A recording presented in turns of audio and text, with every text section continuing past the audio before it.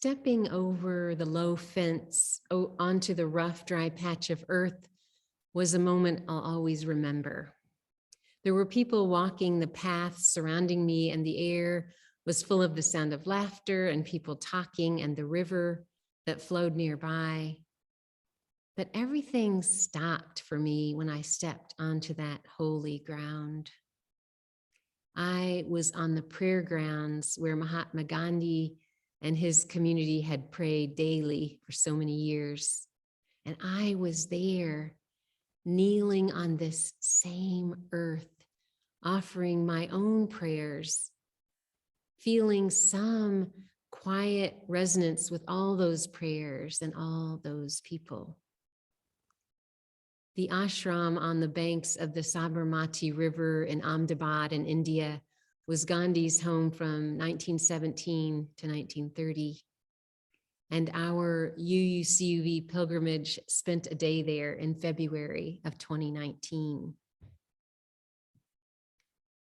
Gandhi, of course, was born a Hindu, and his interpretation of Hinduism was his own. While keeping firm roots in ancient Hinduism, he welcomed contact with other religions. He said, "I prefer to retain the label of my forefathers so long as it does not cramp my growth and does not debar me from assimilating all that is good anywhere else. If we are to respect other religions," he said, "as we would have them respect our own, a friendly study of the world's religions is a sacred duty. My respectful study of others' religions has not abated my reverence for or my faith in the Hindu scriptures," he went on to say. And what I mean by religion, he continued, is that which transcends Hinduism, which changes one's very nature, which binds one indissolubly to the truth within, and which ever purifies. Gandhi's words speak to the idea that comes out clearly through Hinduism, the conviction that various religions are all alternate paths to the same goal. The sacred Hindu texts contend that the various religions are but different languages through which God speaks to the human heart. Hinduism believes that this is good and adds richness to the totality of the human venture. How artistic, writes a contemporary Hindu, and how much more interesting than if the Almighty had decreed one antiseptically safe, exclusive, orthodox way. So in our study of this fascinating wisdom tradition, we begin with some facts. Hinduism is the third largest religion in the world, with approximately 1.2 billion practicing Hindus. Over 800 million Hindus live in India, which is 79% of the population. The United States has the seventh largest Hindu population in the world with 2.5 million. Hinduism has the highest retention rate of any religion in the US, with 80% of adults who were raised as Hindus continuing to adhere to Hinduism. Although the name Hinduism is relatively new, having been coined by British writers in the early 19th century, it refers to a rich tradition of texts and practices, some of which date to the second millennium BC, or possibly earlier. Many scholars believe that Hinduism is the oldest living religion on earth. And the term Hinduism became familiar as a designator of religious ideas and practices distinctive to India, but initially it was an outsider's term for anybody living in the Indus Valley, from the Greek word Indoi.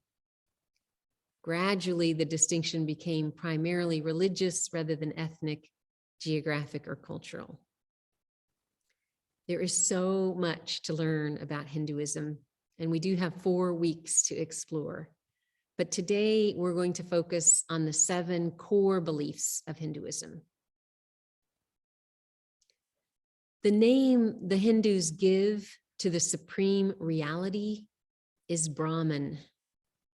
Brahman is the first core belief of Hinduism, deriving its name from to breathe and to be great.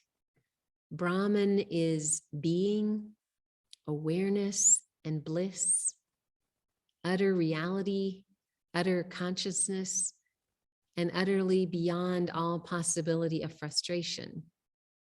Brahman is one universal soul that is formless, genderless, and all, the single binding unity of all that exists. Individual souls, or jivas, enter the world mysteriously by God's power. They begin as the souls of the simplest forms of life, but they do not vanish with the death of their original bodies. Souls are reincarnated as they pass through a sequence of bodies. When we outgrow a suit or find our house too cramped, we get new ones. We offer our bodies freer play. Hindus believe that souls do the same. The Sanskrit word samsara signifies the cycles of life, death, and rebirth that continue. Like bubbles that form on the bottom of a boiling tea kettle, they make their way to the top of the water until they break free into the limitless atmosphere of liberation. And with the soul's graduation into a human body, then the soul has reached self-consciousness. And with this state comes freedom, responsibility, and effort. This is where the law of karma enters. And karma is Hinduism's second core belief. The literal meaning of karma is work, but as a doctrine, it means the moral law of cause and effect. Karma commits the Hindu to complete personal responsibility. Each individual is wholly responsible for their present condition and will have the exact future they are now creating. Many people prefer to locate the source of their difficulties outside themselves, with someone else to blame. But this, say Hindus, is immature. The idea of a moral universe closes the door on chance or accident. This means that the career of a soul through innumerable human bodies is guided by its choices, which are controlled by what the soul wants and wills at each stage of the journey. When it first enters the human body, the jiva or soul wants nothing more than to taste widely the sense delights of this new body. And that's perfectly fine. As the soul evolves through lifetimes, it turns to different priorities. After sensory pleasure comes wealth, fame, and power, followed by duty to family and community. But after social dedication, the only good that can satisfy is one that is infinite and eternal. The bubble is approaching the water's surface and demanding final release. The soul's progress to these ascending strata of human wants fumbles and zigzags, though the trend is upward, with a gradual relaxation of attachment to physical objects and stimuli, accompanied by a release from self-interest. But never during its pilgrimage is the human spirit completely adrift and alone. From start to finish, its nucleus is the Atman, the God within. And Atman is the third core belief of Hinduism. It's the immortal individual soul. Underlying its whirlpool of transient feelings, emotions, and delusions is this self-luminous, abiding point of the transpersonal God, who is Atman. Though it is buried too deep in the soul to be normally noticed, it is the ground of human existence and awareness. Now, when the cycle of samsara is complete and one is released from the cycles of birth and death, they have reached moksha. Moksha is the ultimate ideal of human life. Transcendence from the human form back to oneness. Moksha is the fourth core belief of Hinduism. The time that humans live in this physical world is an experience in which good and evil, pleasure and pain, knowledge and ignorance interweave in about equal proportions. All dreams of utopia, according to Hindus, misjudge the world's purpose, which is not to rival paradise, but to provide a training ground for the human spirit. The world is the soul's gymnasium, its school and training field. During these many lifetimes, Hindus strive to achieve Dharma, which is a code of living that emphasizes good conduct and morality. Dharma is the religious and moral laws that bind one in harmony with creation. And Dharma is the fifth core belief of Hinduism. These dharmic understandings are recorded in the sacred Hindu texts. The textual tradition of Hinduism encompasses a vast collection of oral and written scriptures that include myths, rituals, philosophical speculation, devotional poems and songs, local histories, and so on. The Vedas form the foundation of Hinduism, the bedrock upon which the entire tradition is built. The Vedas are considered amongst the oldest, if not the oldest, religious works in the world. Unlike the scriptures of other religions, however, the Vedas are not thought to have been revealed to a certain person or people at a specific historical moment.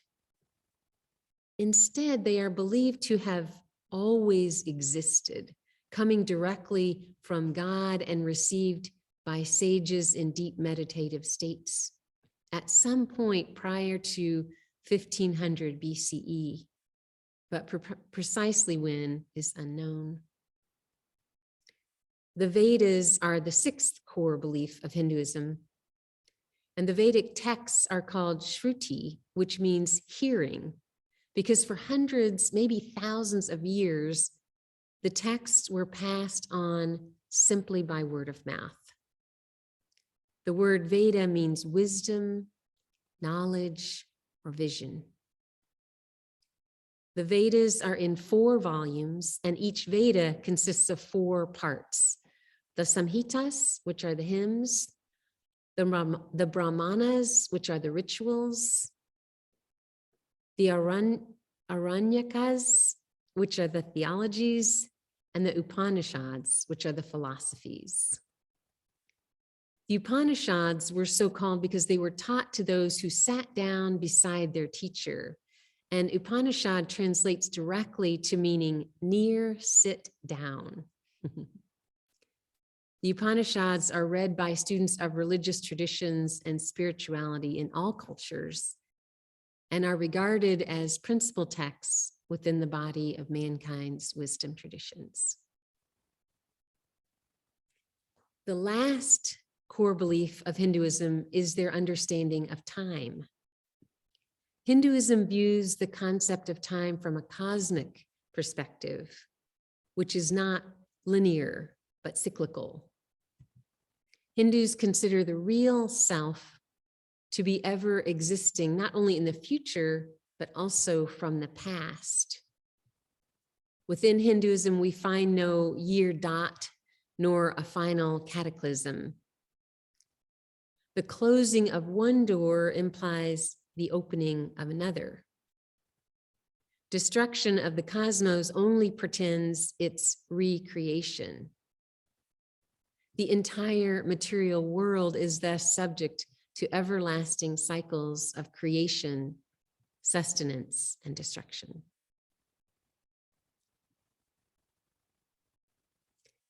In exploring these core Hindu beliefs, we can understand some of the religious tenets, but we don't really know how the religion is alive for individual Hindu practitioners, or what it looks like in daily life. We will try to expand into the living tradition of Hinduism as we continue our study this month. But like any other religion, there are many ways to practice it. There are different denominations within the tradition, and each has a different focus or a main god or goddess. You may be familiar with some of the Hindu gods or goddesses. There are 33 million. If you haven't been confused yet this morning, now is the time. Remember Brahman, the cause and foundation of all existence, who we started with, the absolute? We might think of him as God, but this genderless ultimate reality is more than, beyond all gods. Though some think of Brahman as the god all other gods derive from, and others believe Brahman to be beyond even that. So this Brahman is invisible and not one of the 33 million gods who all have imagery and qualities associated with them. But here's how things get even more interesting. The god of creation is Brahma. It's the same word without the N on the end of it. And Brahma, not to be confused with Brahman, is one of the 33 million gods. You may have seen him depicted with 4 heads and 4 hands, representing the 4 Vedas as well as the 4 cardinal directions. Brahma's wife, Saraswati, is the goddess of knowledge, art, music, wisdom, and learning. She is generally shown to have 4 arms holding a book, a rosary, a pot of water, and a musical instrument. Now back to Brahma. He is one of the Trimurti, or the triumvirate, the triple deity of supreme divinity. Those 3. In present-day Hinduism, Brahma does not enjoy the popular worship and has lesser importance than the other members of the Trimurti, who are Vishnu and Shiva. Vishnu is the preserver and protector of the universe.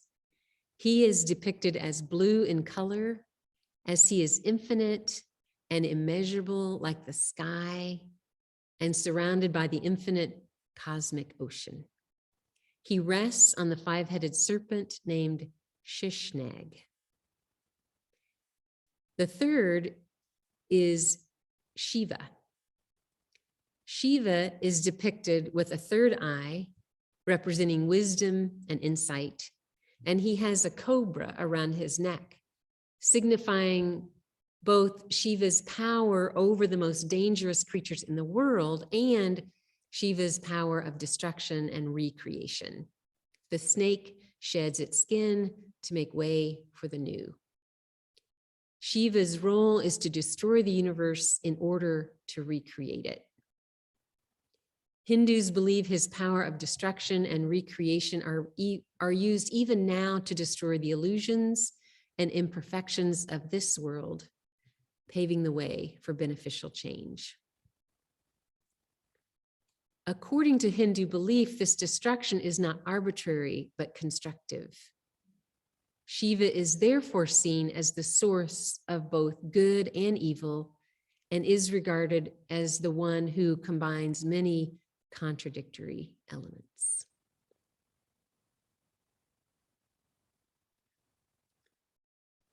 When I think of my time in India, I do think of contradictory elements. My mind becomes filled with images of bright colors, vibrancy, so many different images of gods and goddesses, and so much sound, an energy of life literally bursting forth. And this Hindu religion contains all that vibrancy, color, history, and story. Years ago, I had the privilege of hearing Ibu Patel speak. Ibu is the founder of the Interfaith Youth Corps. He speaks regularly for the importance of interfaith and connecting across religious traditions. In his talk, he encouraged us, when we encounter different faiths or different beliefs, rather than to focus on the differences, he said to look for the resonances. I love this instruction to look for the resonances. I feel like that idea opens up our heart like those flowers, like those seeds blooming. In this ancient wisdom tradition of Hinduism, where do you find resonance?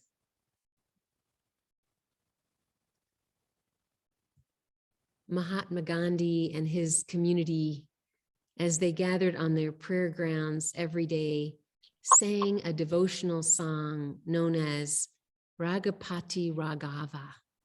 It is also in our UU hymnal, number 178, and it translates roughly to, all names of God refer to the same supreme being. O Lord, please give peace and brotherhood to everyone. We are all your children. We all request that this eternal wisdom of humankind prevail. I'd like to share that beautiful sacred devotional song and prayer with you now.